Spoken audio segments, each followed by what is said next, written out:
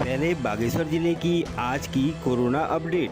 मुख्य चिकित्सा अधिकारी Bageshwar doctor B D Joshi द्वारा अवगत कराया गया कि जनपद से आज कोरोना वायरस संक्रमण की जांच हेतु 199 लोगों के सैंपल भेजे गए हैं। अब तक 8,579 सैंपल भेजे जा चुके हैं, जिसमें से अभी तक जनपद में कोरोना के 198 पॉजिटिव केस आए हैं, जिसमें से 178 मरीज स्वस्थ होने के उपरांत उन्हें कोविड चिकित्सालय से डिस्चार्ज किया जा चुका है। शेष 19 संक्रमित मरीजों का उपचार कोविड चिकित्सालय बागेश्वर में किया जा रहा है तथा एक व्यक्ति की मृत्यु हो चुकी है। सूचना प्राप्त होने तक आज जनपद में कोरोना के एक नए केस आया है तथा 2 मरीजों को आज डिस्चार्ज किया गया है।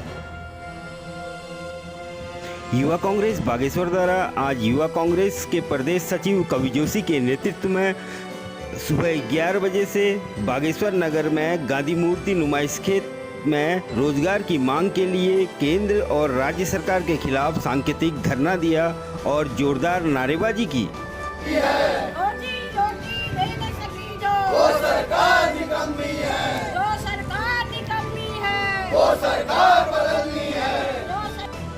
पार्टी कार्यकर्ताओं द्वारा पूरे देश में चल रही युवा कांग्रेस की रोजगार दो मुहिम को आगे बढ़ाने का काम किया गया।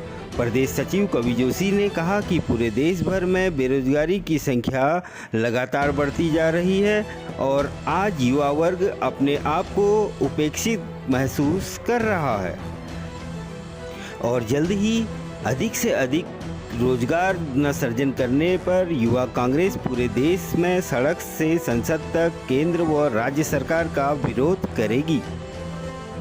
वहीं राज्यसभा सांसद उत्तराखंड प्रदीप टमटा ने भी कहा कि बेरोजगारी आज पूरे देश में सबसे बड़ी समस्या है और युवा कांग्रेस के रोजगार दो कार्यक्रम को अपना पूर्ण समर्थन दिया गया।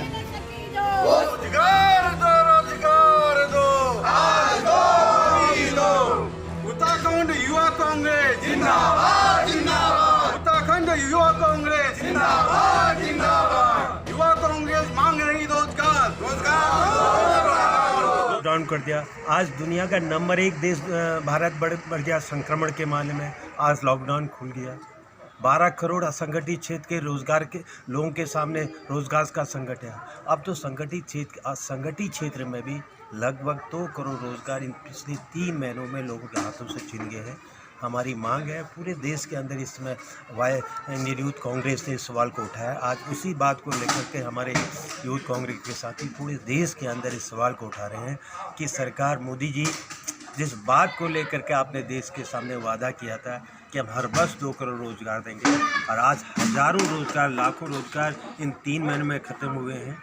सरकारी क्षेत्रों में चाहे केंद्र सरकार हो, राज्य सरकार, 20 लाख भर्तियाँ पद रिक्त पड़े हैं। आप उनको भरने के लिए क्यों नहीं कार्रवाई कर रहे हैं? तो हम ये मांग है कि हर युवा को, हर नौजवान को रोज़गार चाहिए, चाहे वो पढ़ा लिखा हो, चाहे कुशल हो, अकुशल हो, प्रोफेशनल हो, डॉक्टर हो, IITian हो। है इसलिए इसी रोज़गार के मुद्दे में देश का ध्यान रखने के लिए मोदी सरकार की जन विरोधी नीति के लिए आज हमारे यूथ के कांग्रेस के साथियों ने ये धरना दिया है। दो के एक आंदोलन चल रहा है जिसमें कि हमारी मांग है कि पूरे देश भर में जितने भी उत्तराखंड के अंदर रोज़गार जिनको चाहिए, वो जितने भी बेरोजगार है, जो BEd किया है, जिन्होंने कहीं MAd किया है, किसी ने इंजीनियरिंग की है, किसी ने और बहुत कोर्स किए हुए हैं, हमारी ये मांग है कि पूरे प्रदेश भर में जितने भी बेरोजगार है उनको चिन्हित किया जाए और उन लोगों को अधिक से अधिक लोगों को रोजगार दे सरकार। इसी मुद्दे के तहत आज यूथ कांग्रेस ने यहाँ बागेश्वर में नगर में धरना दिया है और सरकार से मांग की है कि जल्द से जल्द यूथ कांग्रेस की ये मांग पूरी की जाए, अन्यथा जल्द ही यूथ कांग्रेस सड़क से विधानसभा तक का घेराव करेगा और रोजगार की मांग के लिए प्रदेश सरकार के खिलाफ लड़ेगा। अब बात करेंगे बंदरों के आतंक की। कपकोट में बंदरों के आतंक से लोग लंबे समय से भयभीत हैं। आम नागरिकों का इधर उधर जाना मुश्किल हो गया है। कई बार घरों में घुसकर महिलाओं व छोटे बच्चों को भी ये बंदर काट चुके हैं। शासन प्रशासन का इस ओर कोई ध्यान नहीं है। वहीं व्यापारियों ने बताया कि सुबह से शाम तक हजारों की चपत लगा देते हैं ये बंदर। कमाई का एकमात्र जरिया व्यापार है। उसे भी बंदर लगातार नुकसान पहुंचा रहे हैं। व्यापारी नारायण प्रसाद, सुरेंद्र चंद्र, महेश सिंह, प्रकाश जोशी, व्यापार मंडल अध्यक्ष तारा सिंह कपकोटी, महामंत्री हेमचंद्र कपकोटी, कोषाध्यक्ष नवीन उपाध्याय ने बताया कि कोरोना काल में जहां एक और व्यापार के लिए एक बुरा काल रहा, वहीं बंदरों ने बुरे वक्त को और मजबूत किया है। सभासद तनु तिरवा ने बताया कि शासन प्रशासन को कई बार ज्ञापन दे चुके हैं, बैठक भी हो चुकी है, पर अभी तक कोई भी कार्रवाई अमल में नहीं आई है और निराशा ही हाथ लगी है और जल्द ही इस ओर ध्यान नहीं दिया गया तो व्यापारी सहित आम नागरिकों के साथ आंदोलन के लिए बाध्य रहेंगे और मांग पूरी न हुई तो वो भूख हड़ताल भी करेंगे।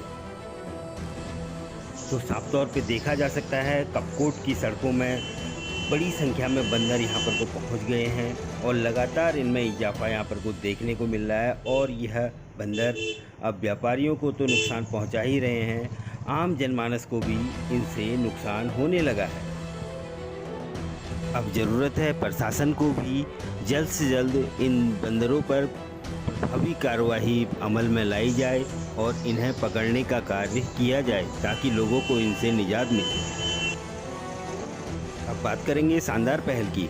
बागेश्वर जनपद के काफलीगैर तहसील के युवा समाज सेवी रोहित गोस्वामी ने अपने छोटे भाई कमल गोस्वामी के साथ मिलकर अपने आसपास फैली विषैली गाजर घास और कुरी घास के उन्मूलन का प्रयास किया। युवा समाज सेवी ने बताया कि वह अपने आसपास सफाई अभियान चलाते रहते हैं। अभी उन्होंने इस विषैली घास को अपने आसपास लगभग 1 किलोमीटर के क्षेत्र तक नष्ट करने का लक्ष्य रखा है। उन्हें इस कार्य के लिए पिछले वर्ष गांधी जयंती पर अपने शिक्षा प्राप्त विद्यालय द्वारा रायका काफलीगैर में कार्यरत शिक्षक संजय जनोटी द्वारा नगद 1000 रुपये की धनराशि व्यक्तिगत तौर पे प्रदान कर सम्मानित किया जा चुका है। वहीं सोशल मीडिया में भी इन दोनों युवाओं की पहल की प्रशंसा चारों तरफ हो रही है।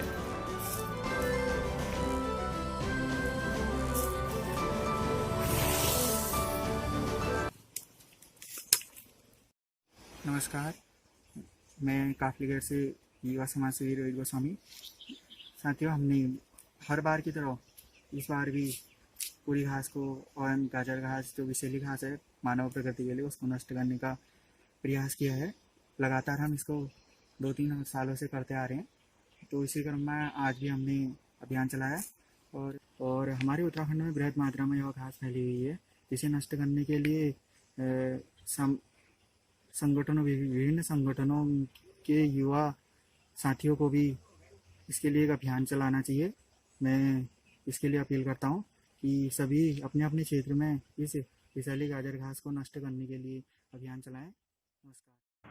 वहीं नोडल अधिकारी कंट्रोल रूम से प्राप्त सूचना के अनुसार आज सुबह 6 बजे तक एक दिन में बाहरी राज्यों से आने वाले व्यक्तियों की संख्या 139 है। वहीं राज्य के विभिन्न जनपदों से आने वाले व्यक्तियों की संख्या 194 है। इस प्रकार एक दिन में कुल 333 व्यक्ति सुबह 6 बजे तक जनपद में आए हैं। अब तक जनपद में 49,362 प्रवासी आ चुके हैं, जिसमें से बाहरी राज्यों से आने वाले प्रवासियों की संख्या 26,059 है तथा राज्य के विभिन्न जनपदों से आने वाले प्रवासियों की संख्या 23,303 है, जिसमें से 45,123 व्यक्तियों द्वारा 14 दिनों की क्वारंटीन अवधि पूर्ण कर ली गई है तथा शेष कुल 4239 अलग अलग क्वारंटीन सेंटरों में क्वारंटीन किए गए हैं। वहीं अब बात करेंगे मानसूनी बारिश की। बागेश्वर जनपद में सुबह 8 बजे की रिपोर्ट के अनुसार बागेश्वर में 2.50 mm बारिश रिकॉर्ड की गई है, जबकि गरुड़ में 32.50 mm बारिश रिकॉर्ड की गई है। वहीं कपकोट में 5 mm बारिश रिकॉर्ड की गई है। इस हल्की बारिश के बाद बागेश्वर में बहने वाली सरयू और गोमती नदी के जल स्तर में भी थोड़ा इजाफा देखने को मिला है, जहां सरयू नदी का जल स्तर 867.00 m रिकॉर्ड किया गया है। वहीं गोमती नदी का जल स्तर 864.00 m रिकॉर्ड किया गया है, जबकि इन दोनों नदियों का डेंजर लेवल है 870.70 m। तो साफ तौर पर देखा जा सकता है बागेश्वर में 2.5 mm बारिश और गरुड़ में 32.50 mm बारिश और कपकोट में 5 mm बारिश के बाद सरयू और गोमती नदी के जलस्तर में भी थोड़ा इजाफा यहाँ पर को देखने को मिला है, जो साफ तौर पे देखा जा सकता है। सरयू और गोमती नदी में थोड़ा इजाफा यहाँ पर को देखने को मिल रहा है। वहीं इस मानसूनी बारिश के चलते बागेश्वर जनपद में कई सड़कें प्रभावित हुई हैं, जिनमें मुख्य रूप से सामालिती मोटर मार्ग, सनगार बास्ती मोटर मार्ग, सामालिती गोगिना मोटर मार्ग, रिखारी वाचम मोटर मार्ग, धर्मघर माचखेत मोटर मार्ग, कपकोट कर्मी मोटर मार्ग, बघर मोटर मार्ग, सामा नाकुरी मोटर मार्ग, धपोली जेठाई मोटर मार्ग समेत कई मोटर मार्ग प्रभावित हुए हैं, जिनमें से कई मोटर मार्ग को खोला भी गया है और कई मोटर मार्गों में खोलने की कार्रवाई जिला प्रशासन द्वारा लगातार यहां पर को की जा रही है, जिसमें जेसीबी और पोकलैंड मशीनों का भी प्रयोग किया जा रहा है, जो कि साफ तौर पे देखा जा सकता है।